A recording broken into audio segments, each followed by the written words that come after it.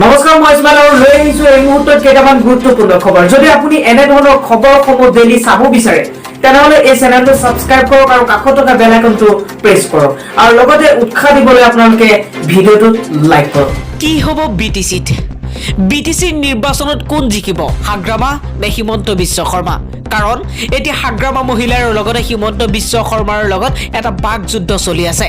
এইবাৰ হিমন্তৰ মুখ চুপতি এইবাৰ ৰণত পৰিব নেকি হাগ্ৰামা মহিলাৰী একালৰ মিত্ৰ হিমন্ত বিশ্ব শৰ্মাই ৰচিছে হাগ্ৰামা বৰ্ডৰ ৰাজনৈতিক প্ৰেক্ষাপট কৰোনাৰ বাবে বিটিসি নিৰ্বাচনৰ প্ৰথমে ঘোষণা কৰা দিন বাতিল কৰা হৈছিল তাৰ পিছত বিটিসিৰ বৰ্তমান পৰিষদৰ কাৰ্যকাল অন্ত পৰাত ৰাজ্যপালৰ শাসন প্ৰৱৰ্তন কৰিছিল ইয়াৰ পৰাই অনুমান কৰিব পৰা এক পৰিৱেশ আহিছিল যে বিটিসিত হাগ্ৰামা আৰু বিজেপিৰ মিত্ৰতাৰ ফাট মিলিছে কেবিনেটত হাগ্ৰামা নেতৃত্বাধীন পৰিষদৰ কাৰ্যকাল বৃদ্ধিৰ দাবীত বিপিএফৰ মন্ত্ৰীয়ে কৰিলেও সেই দাবীয়ে গুৰুত্ব নাপালে এই কথাটো উল্লেখ কৰিছে দুটা পৰ্যায়ৰ নিৰ্বাচনৰ ভোট গণনা অনুষ্ঠিত হ'ব 12 ডিচেম্বৰ 2020 মুঠ 40টা সমষ্টিত অনুষ্ঠিত হ'ব লগা এই ভোটৰ যুদ্ধত দিছপুৰত মিত্ৰ বিপিএফ আৰু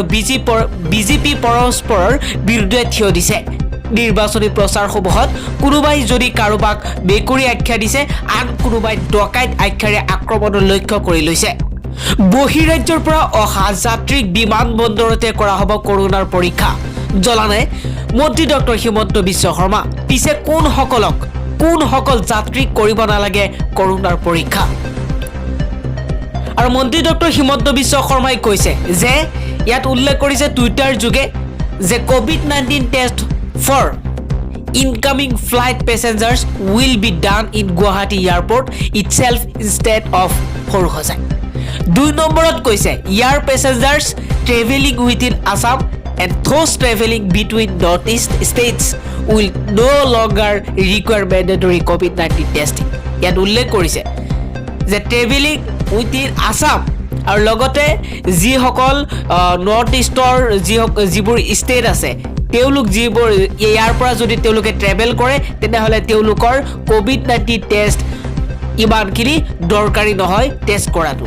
এই কথাটো উল্লেখ কৰিছে হিমন্ত বিশ্ব শৰ্মাই